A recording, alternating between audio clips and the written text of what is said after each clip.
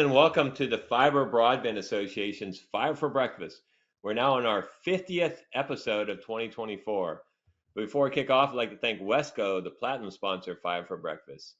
This week, the Fiber Broadband Association's premier member meeting was held in Florida, and we heard from top economists, Wall Street analysts, AI and precision ag experts, and we also heard from our researchers on the latest fiber deployment stats, also our annual fiber deployment cost study, and we also held strategic roundtables on key topics that will influence and impact our industry in 2025 and beyond.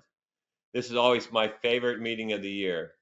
With respect to fiber deployment, I'm pleased to report that 2024 was yet another record year. We passed nearly 10 million homes with fiber, and that was up from 9 million last year. And then we passed 8.2 million in 2022. So it's ramping up, and we think we're going to get up to, I think we can handle about 12 million homes a year. So we think from now to the end of the decade, let's continue to grow year over year in fiber deployment. So that's great. And, especially considering that, the issues that we had with inventories and so forth. 2025, we think, is going to be just a huge year for fiber now that our inventories are normalized and ISPs will be on course for a record deployment. So as we enter 2025, we'll also be working our way around North America with an amazing lineup of our regional Fiber Connect workshops. We'll be in San Antonio in February. As you guys remember, they have $3.3 billion BEAD funding, Philly in March. And then we'll be on the Hill in April with our Fiber Day on the Hill. Very, very important this year with the new Congress, new administration. Then in June, we'll be at Fiber Connect 2025 in Nashville. Last year, we had over 5,000 people at that premier event. Then we're heading up to Anchorage in July, Toronto in August. We'll be in Scottsdale in October, Kansas City in November, and then in Palm Springs for our premier member meeting in December. So lots going on next year. That brings us today's Five for Breakfast. Our guest today is Blair Levin, the U.S. Policy and Regulatory Advisor to New Street Research. He's going to join me for discussion on ACP fallout and broadband priorities in the new administration. Before I formally introduce today's guest, I'd like to introduce David Norris from our team, who's going to walk us through some housekeeping items. Thank you very much, Gary, and thank you everyone who's joined us today. We appreciate it. Before I go over a few logistics, we'd like to once again thank our platinum sponsor, Fiber for Breakfast, Wesco. Now, please keep in mind you are all in listen-only mode today. To ask a question, please type it into the questions box, which is located within the control panel in the upper right of your screen. We will host a Q&A section with our panelists at the end of today's presentation. This presentation is also being recorded and will be available on FBA's website within 24 to 48 hours, and you can find that recording in the Events tab under the Fiber for Breakfast drop-down option. Finally, at the conclusion of today's presentation, you'll be prompted to complete a brief feedback survey. Please take a moment to do so. We appreciate the input. And with that, I'll pass things back over to Gary to get us started. Gary? Thanks, David. Good morning. I'm Gary Bolton, the President and CEO of the Fiber Broadband Association. Last week on Fiber for Breakfast, our guests were Mike Bell, the Senior VP and General Manager, and Bob Whitman, the Vice President of Marketing with Corning Optical, who joined me for a discussion titled Reflections from 33 Years in the Industry and What's Next, a conversation with Corning's Mike Bell. Mike has been a pioneer in the fiber industry, and he's always such a pleasure to chat with and just to listen to his insights and experience in fiber and what's coming. So if you missed that session, you can go to our website and watch the replay. I highly encourage that. Mike's just a tremendous asset to our industry. Today on Fiber for Breakfast, our guest is Blair Levin, the U.S. Policy and Regulatory Advisor to New Street Research. He's going to join me in a discussion on ACP fallout and broadband priorities in new administration. Blair is the policy advisor to New Street Research. Prior to New Street, Blair served as Chief of Staff for FCC Chairman Reed Hundt from 93 to 97. He also directed the writing of the United States National Broadband Plan about 15 years ago, and also was a policy analyst for the equity research team at Leggett Mason and Stifel Nicholas. He's a graduate of Yale and Yale Law School. So Blair, welcome. And for our audience, please type in your questions to go, and we'll get them into the conversation. So I'm super excited about this conversation because you're just such a wealth of knowledge, and you kind of been at the forefront of everything that's been going on, to at least my career, in telecom and policy. Let's start with, after Yale, you were a lawyer down in Raleigh, and what can you talk a little bit about the path that led you to be the chief of staff for the FCC chairman? Uh, yeah, so I'm going to be brutally honest and say it was a path that was dictated mostly by luck. I graduated college in 1975. I had dropped out of college to be Tom Bradley's driver in his first successful campaign for mayor of Los Angeles, which convinced a young guy in Portland, Maine, a young lawyer who I had known when he was at the law school and I was at the college, who wanted to run for city council, that I should run a city council campaign, which I did in the fall of 75 and was joined by a guy who had gone to college and law school with named Reed Hunt. Anyway, Reed and I became very good friends. And in 93, when Bill Clinton asked him to be the FCC chair, um, he asked me to be his chief of staff. Now, while I was in Raleigh, I was outside general counsel of a rural cellular startup. And so I had some familiarity with the telecom industry, but knew almost nothing about regulation. And was really more on the finance side. But the 4 years that Reed and I spent together at the FCC were, shall we say, really a postgraduate course on telecom regulation. When Reed offered me the job, I first declined it, saying, "Reed, I don't know anything. You need someone who knows a lot, knows the institution." He says, "It's all going to change anyway, so don't worry about that." And it really did change, because in those 4 years, you had the first spectrum auctions, you had the digital television initiative, you had the internet initiative, and of course the 96 Act and a number of other things. So, Well, exactly. I mean, that was kind of a pivotal time period for the entire industry, especially with the 96 Act. yeah, I think that's right. And like Gore and Reed understood this much better than I did. But the most critical thing that they understood was that the networks were we wanted the networks to change from single purpose analog networks, a voice network, a video Yeah. network, a data network, to just integrated wired, wireless, interconnected, competitive networks that, because they were data, would do everything. And this wasn't an original thought. Nicholas Negroponte had articulated it, but Reed understood it, Gore understood it. And I think as we sit here today doing this conversation, which would have been unthinkable in 1993, we are now all taking for granted things that um, really seemed miraculous back then. There was a wonderful series of ads that AT&T did, which predicted all of this, and they Yeah. all ended with the tagline, "And it will be brought to you by AT&T."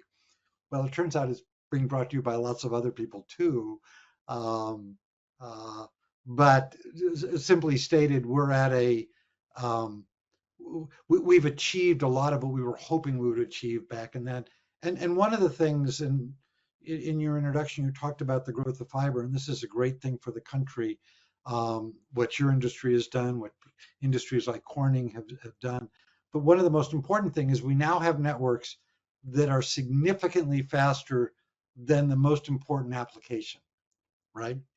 And so the network speed and latency is no longer a bar to innovation, both on the wireless and the wired side. Fiber plays a very important part of that. When we were doing the National Broadband Plan, that was one of our big concerns, that the wired networks were holding innovation back. I don't think that's true anymore. Well, I mean, certainly in 93, and in that tenure was really when we were just starting to get the first taste of the internet, right? And Yes. and so, we went from a voice network, and then, all of a sudden voice became an application on the data network. But this was coming into the years where voice was king, right? Circuit switch Yes. voice. We had the world's most reliable voice network. And to be able to flip that to, and really, kind of jumping into the National Broadband Plan, Yeah, I shared this with you last time we spoke, but I was in Chicago, 15 years ago when you were at the hotel, and you were, leading the National Broadband Plan, and you were going about, the thousands and thousands of comments, and building the record and the shot clock, and you could just feel this, all the stress and everything, and all of a sudden you pass out, and Yes. unfortunately for you, I hate that, but you could just see how um, that was back in the days when you actually built a record and you were doing things the right way, and the size of that job. But National Broadband Plan 15 years ago was predicated on 1 megabit, right? Well, we actually, it was really 4 megabits down, 1 megabit up was the average speed. And so that was kind of what we used as a standard. But we understood that that was not nearly going to be fast enough. And one of the things that we worried about a lot was how do we, in the wake of Wall Street's reluctance to fund fiber, because Fios wasn't producing Yeah. the kind of returns that Wall Street wanted, and because you had this cable network, which was, let's call it the Nordstroms or the BMW, and the DSL network, that let's call it the Walmart, is they kind of competed with each other, but there was the premium market and the value market. And what we really wanted was to have competition at a higher level where both cable and telcos were offering much faster speeds. It was discussions in the background about that problem that eventually led to Google Fiber, which I think was quite critical for exciting both the market and cities about the possibilities of fiber. Me and a friend, Larry Downs, wrote an article in the Harvard Business Review about how Google Fiber was, you know, the most important business failure and policy success. Because what Google wanted to accomplish was either win as a fiber provider or cause others to build fiber in ways that made their product um, more friendly. And you could do more. Google has lots of business lines that are, shall we say, fiber dependent or dependent on higher speeds. And I think that that breakthrough was critical. Like everything else we did in the National Broadband Plan, it was all a team sport. And we contributed, we helped, but give credit to the people at Google Fiber for really making it a much more popular thing. Give credit to industry for realizing that, unlike in 2005 and 6 and 7 when Verizon was doing Fios initially, there was money to be made. Give credit to a lot of cities who, through the Google Fiber experience, made it a lot easier for AT&T and Verizon to build out fiber networks. So these things all require kind of an ecosystem type of thinking. And yeah, I did faint, which was a pretty memorable experience in some ways. But fortunately, I had an incredible team, and the fact that I had to take off a few days to recover did not bother them at all, and they kept going. Well, It did bother my wife. in the world of sports, you call it leaving it all in the field, and it was clear that Yeah, you were leaving it all in the field.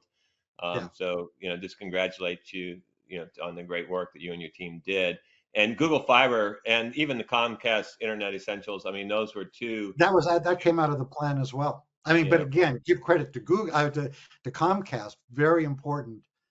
But it was a speech that John Horgan, who worked on the National Broadband Plan and is still the nation's leading expert on affordability and adoption, he gave a speech to a bunch of people, and we're basically saying the biggest problem really is affordability.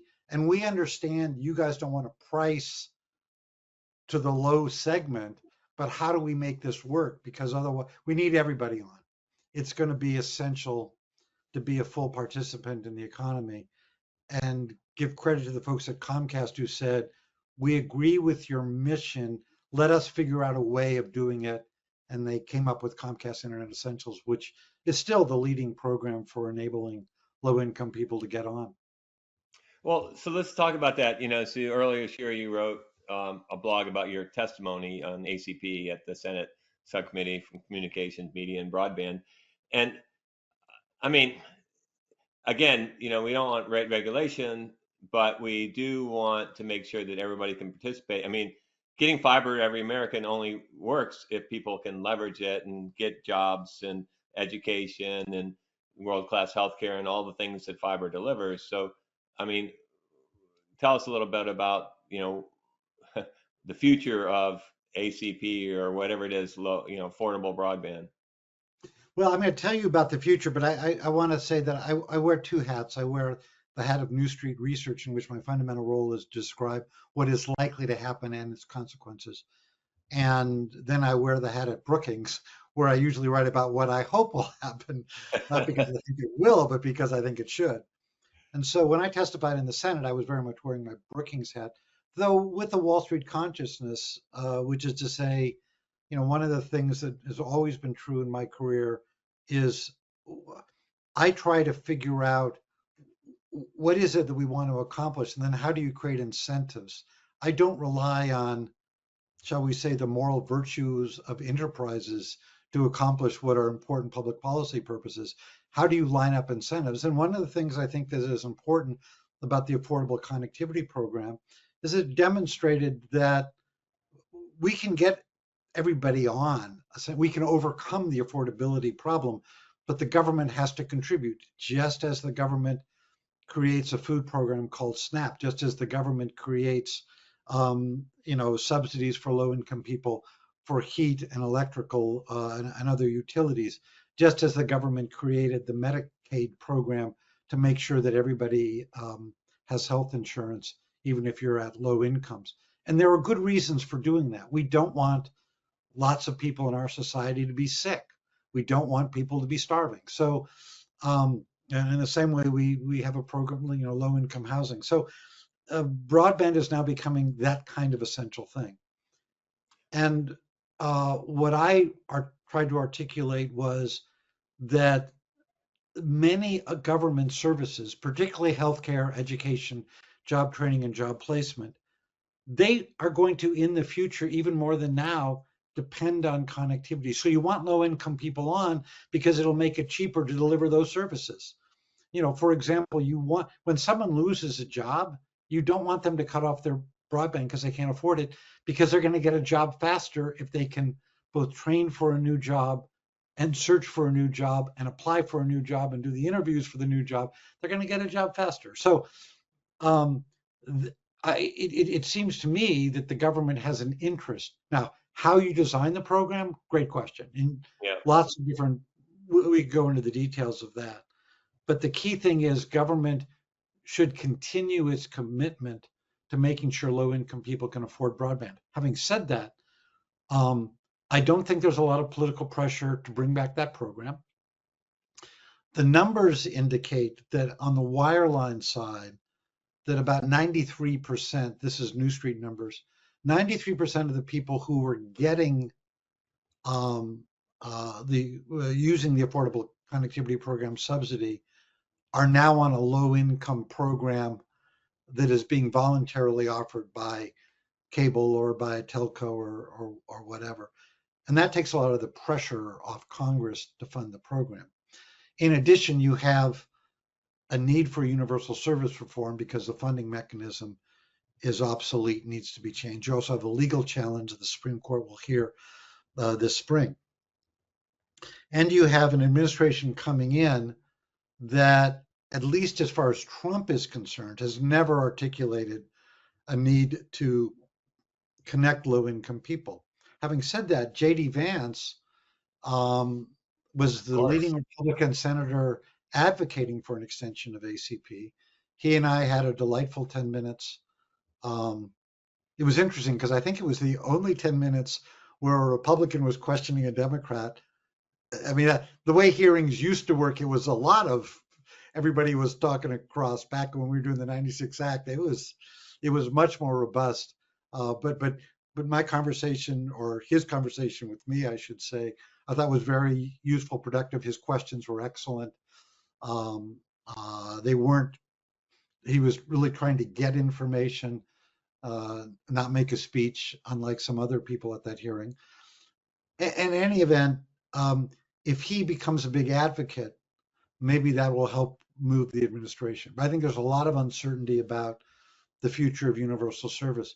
Let me just add one other point, that ACP is really important for making the long-term viability of fiber projects in rural America possible, because there are a lot of people there who have very low incomes.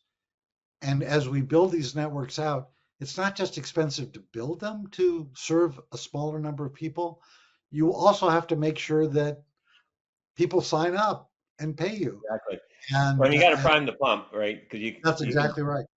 and you look at like Louisiana first out of the gate, and there's entire parishes that have not participated in the internet, and so convincing somebody that they need something they never had to use in the past is takes a little bit of work. But what I love about um, you know affordability is that it shrinks the low income population, right? So I mean, you give people opportunity for education, healthcare, and jobs.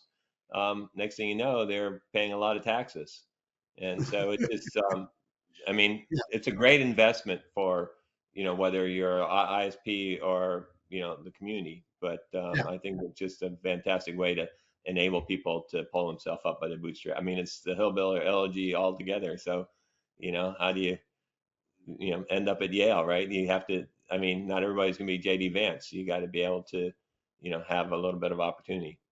And I think that's 100% right. Look, I served in 2 Democratic administrations, so it should not surprise anyone what my politics are. But the argument I'm making, I would think, would appeal to a lot of Republicans, which is we want everybody on the internet because that is the way to participate in the economy and their community and with their churches and with their PTAs and other kinds of things. That's where communications is going. Um, and we don't want short-term economics to be a bar to that. so I'm sure no one's asked you any questions about the new administration and any impact that might have to um, the current policies of the current administration. Yeah. So what do you tell me? Read some tea leaves for us. What do you think is going to happen? Um, yeah. Well, I spend most of my time these days answering that very question. I did a piece for Wall Street right after Labor Day that basically said, look, if Trump wins, the most important person setting telecom policy, I would think, would be Elon Musk. And this is really important for investors because he has a different business model. Satellite is, for since the beginning of the FCC debate has been dominated by terrestrial wireline providers, and then wireless providers came in. Again, terrestrial satellite is really a different business, got different capex characteristics, all kinds of things. Where the rubber meets the road, of course, is first with the BEAD program and then with USF. And the current BEAD program involves NTIA essentially telling the states that they should prioritize fiber. Well, if you're Elon Musk, you don't want that because that is essentially the government funding a competitor to his business, which is Starlink. We could argue about the equities of it. We could argue about the technologies. And I know you've been involved in those arguments. But the point is, if the policymakers believe that satellite is as good as or better than fiber, then you dramatically change how the BEAD program would operate. And you would also change how you think about universal service down the line. I'm So not the only 100%. yeah, I'm the not. fly I'm not saying. ointment. I mean, the fly ointment though is that um, the current capacity of Starlink is about 1.7 million subscribers. They have 1.4, so that means they can only add 300,000 more subscribers, and they can also the density. The way that low Earth orbit satellites work is you can only really add one subscriber per square mile if you're going to even just meet the statute, the minimum speed statute. So, um, the I'm technology not calls going to argue with that. I'm just going to say, when I wrote my first note most of Yeah. Wall Street and even my own firm said, no, that's crazy, blah, blah, blah. It wasn't until Trump went on the Joe Rogan show and started Yeah. talking about how great satellite was and how great Elon Musk was that people started to understand what I was saying. Look, Yeah. there's a great policy argument about that in which the points that you've just raised are absolutely relevant. And I think add to the complexity. And if I were a governor of a state, I would be very concerned about that for that very reason. But having said that, if the president of the United States believes that satellite can do the job and connect everyone, and that's what he's hearing, and that's what Elon Musk is whispering in his ears, I don't think the president understands the issue of capacity in satellite. I'm sure he's a very smart man, but that's probably not been mentioned to him. So uh, the question about, for me, advising investors is, what does the president want to have happen? And then how does that get implemented? Mm. How do the governors react to that? But also remember what Musk is arguing essentially, and he's done this in a series of posts, is that if you just let him take care of the job, it'll all be handled, it'll all be great, and he'll be able to return tens of billions of dollars to the US Treasury because BEAD was essentially a waste of time, a waste of money. Well, I'm not weighing in on the policy argument, but the question is, are we going to have a policy argument or are we going to merely have a political one, which is Elon was a big backer of the president, therefore he gets his wish. That's the issue that I've been talking to with investors. Well, I mean, the good news is, I saw some really good indicators. First was that Texas went ahead and got approved. I Yes. I thought after the election that they might wait until after the inauguration, and so that's a great indicator that Texas is ready to move. Louisiana is already out of the gate, so I think momentum is a great, um, you know, it's on our side to make sure that this happens.